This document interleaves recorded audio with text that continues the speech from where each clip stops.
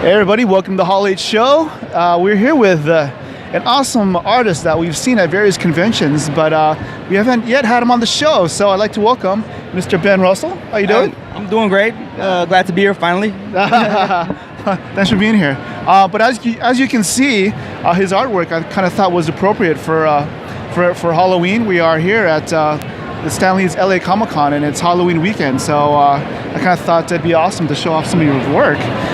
So what kind of what were you into at 11? At age 11, I was watching, one of my favorite movies at age 11 was, I'd say, like Hellraiser. So obviously, really into that hardcore stuff, man. The straight to the scary stuff. It's those formative years that sort of help mold some of the things that you sort of get into later in life. Right? Yep. Well, in fact, at age 11, I mean, that was a great year for horror. I mean, we had People Under the Stairs, we had Dr. Giggles, we had The Warlock. So, you know, I'm really into that genre right there.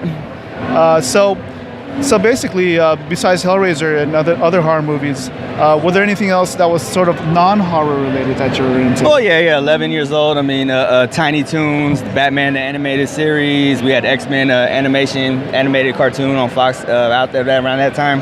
Yeah. Yeah. So a little everything. I watched a lot of NBA basketball. Where did you grow up? I grew up in the Bay Area. Okay. Oakland, California at the time. Oakland. Town business. So how did you maybe get into art? Like, can you maybe go through your creative journey? Well, my parents were artists. My dad, I watched him draw as a little kid. He'd do like a little ink drawings, little caricatures, and I was like really impressed with it. And so I guess I say like from kindergarten, I was like one of the few students in kindergarten who was like drew Sesame Street characters, you know, not stick figures, Sesame Street. Wow. Yeah, and then the funny thing about like one of the times is draw our parents. So I drew two people, one with long hair, one with short hair. And they automatically assumed the one with the long hair was my mom. No, the one with long hair was my dad. He was in a hair metal band, you know, wow. So he's looking like little Axl Rose over there. Oh, wait, really? Yeah. That's pretty trippy. Yeah. So I came from a creative family. Okay. So from birth, I mean, I had classmates who wanted me to do their art assignments. Anything that required drawing, I was like the go-to guy from kindergarten. So that just like kind of headed me in that direction right there. So from kindergarten until now, did you go to any formal school for additional training? Just pretty much all the art classes that I took in school. Summertime programs, I took some drawing classes and, during the summertime. Really learned a lot from those days. Mm-hmm. Especially like as a young, like 12-year-old, 13-year-old. They really pointed me out, like, you know, what I'm doing wrong as far as like the outline work or like, you know, my lines were like really scratchy right there at the moment, you know, because that was my habit. And then the teacher just mentioned one time, hey, have confidence in yourself, you know, believe in yourself, you know, you could do a straight line. So, you know, just little things like that molded me. Cool. And when did you start sort of promoting yourself as this sort of artist within this genre?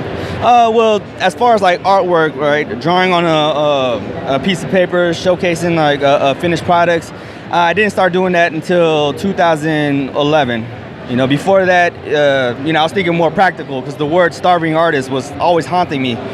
You know, so when I went to school, I went to San Jose State, animation major, dropped out like a year and a half later, switched over to film because, you know, I wanted to work with you know, live media, live actors on a production set, Hollywood. You know, I had my mindset to be out here in Los Angeles, moving out here from the Bay Area.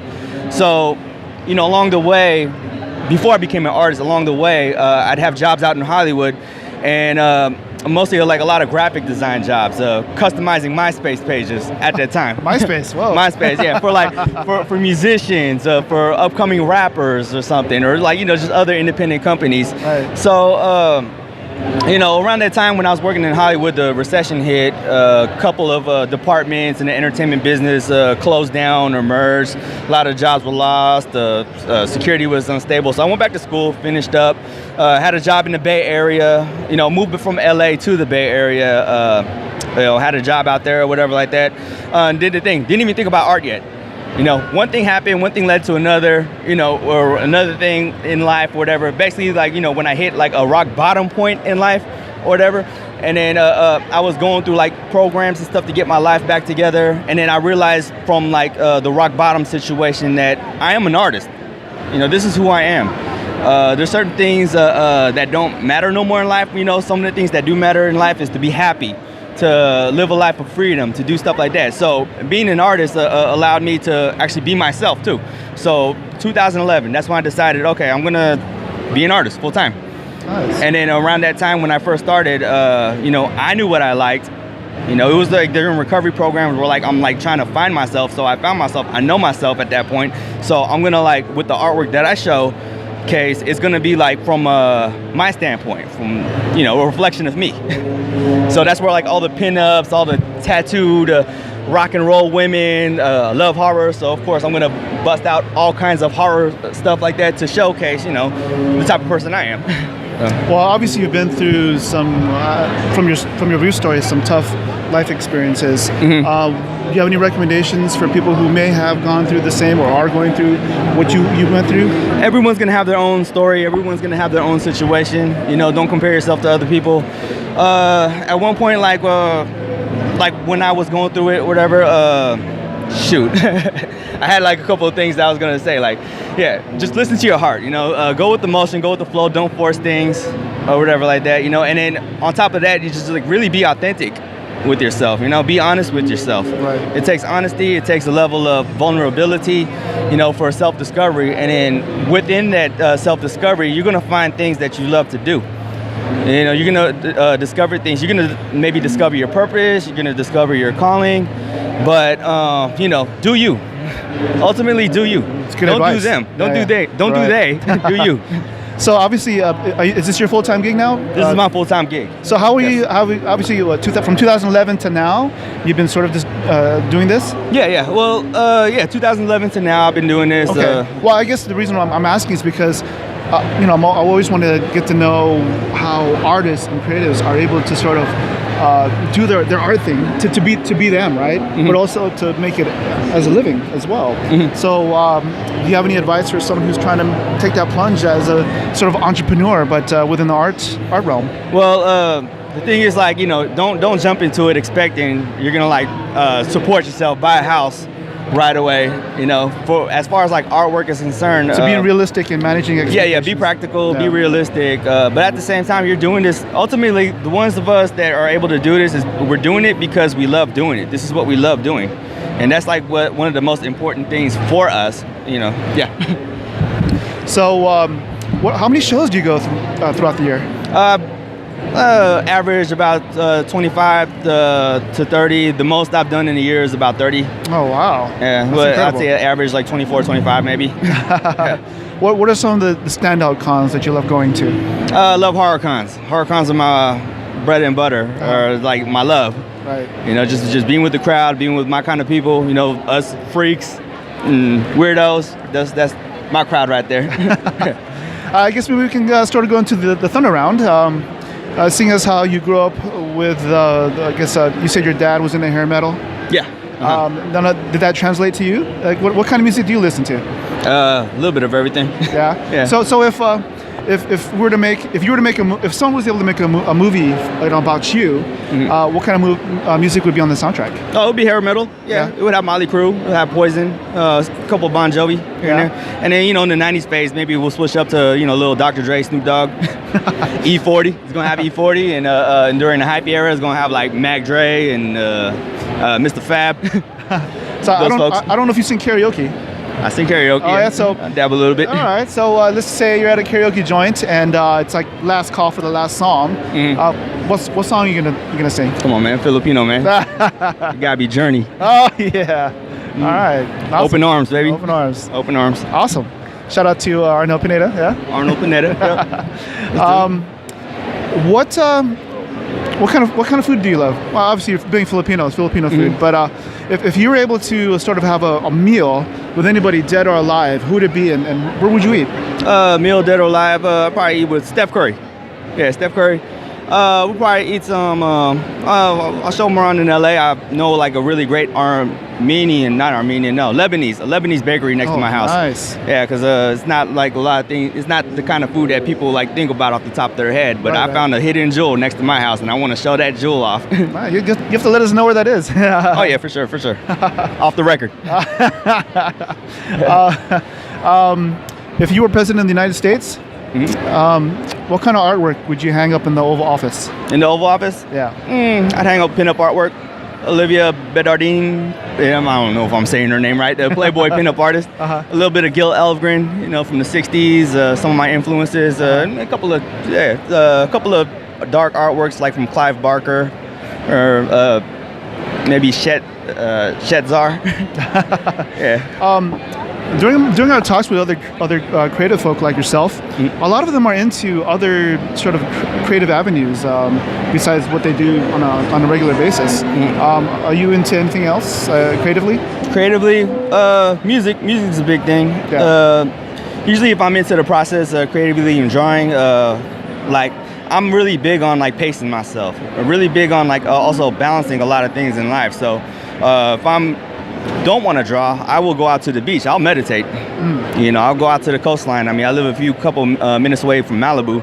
It's a great place, not crowded. I got a little spot where I can just lay down in the sand and then just look out in the ocean and then just tune into myself. That's a good thing about living next to the coast. Sometimes I take it for granted. Very grateful. Yeah, for sure. I was going to ask you what you do for fun. Go to the beach. Yeah, go to the beach. I'm a city boy too, so I like to go to the city, some busy strip like the Melrose Strip, or if I'm out in the Bay Area, go out to the Embarcadero or Market or something and just people watch, or go look at buildings and stuff. So if I give you $1 million and you had to spend it all in one day, what would you do with it? $1 million all in one day. Well, I'd buy some pizza, maybe. Buy a bottle of sparkling water or something. And then the rest of that $1 million, I'll go to Vegas. I'll put it all on black. Oh, yeah? Yeah. Nah, I wouldn't. That is just bad. That's just off the top of my head right there. I would not recommend that, no. That's bad. So at least what kind of pizza would you buy? From where? Well, I don't want to name drop, because they don't pay me to advertise, but a couple places, where you can build your own pie. So, anywhere where I can put spinach, arugula, pepperoni in there, some of the fresh cheese, a little comfort food.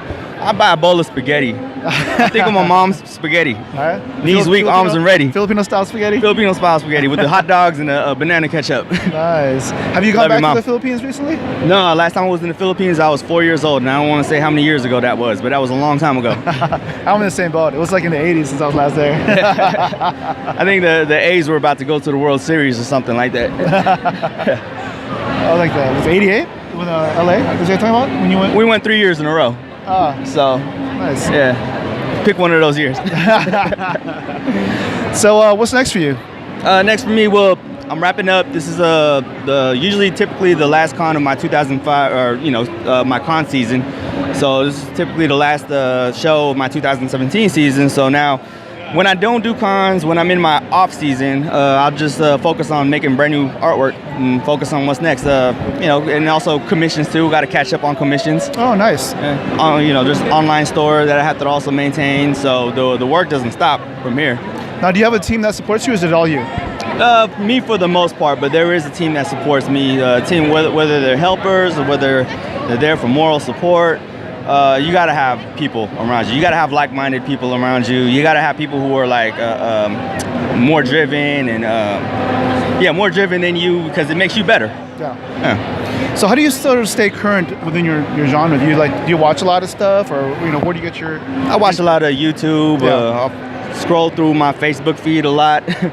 Follow a lot of public pages that like IG. I don't know if I'm going to drop names again. Like hallh.com. That share the latest in pop culture news. So always keep up to date with things like that. I try to. Not just pop culture, but just in the world in general. Not politics, because that stuff is depressing. Like sports or anything that's fun. Movies, horror, TV, video games, maybe. Are there any other artists that you sort of follow? You want to sort of maybe promote a little bit? Other artists, yeah. I got a couple friends. My close friends are over here at this venue right now. Let me give some shout outs there. Shout out to Sadie Luca, shout out to Ghoulish Bunnies, shout outs to Silhouettes by Jordan Mansell, shout out to, and they're all over here. Just find them.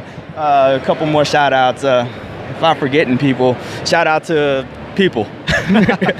I'm sorry, but I love all of you people. You know, I love all of y'all. I love everyone that's out there doing their thing. Everyone that's like chosen creativity and that want to make a statement and want to like just make the world better by like bringing beauty into the world. And anyone that's on their hustle also, you know, believing in what they do. Like I admire every single one of you. You know, you guys keep me on my game. You guys keep me motivated, inspired.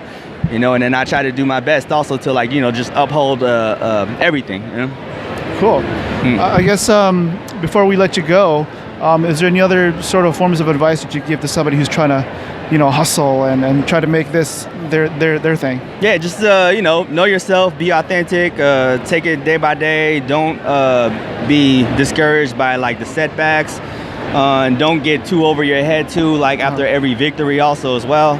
You know, stay humble, stay grounded, continue to love what you do. I think you hit something on the head. It's about, you know, people not being discouraged after, you know, a few setbacks. Yeah, because those things happen. In a lot of cases, most cases, those things will make you get better.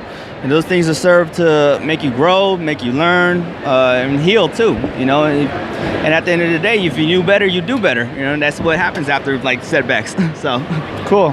I guess we'll see you at the Lebanese place later? Yeah, we'll see you at the Lebanese place later. Where can people find you online?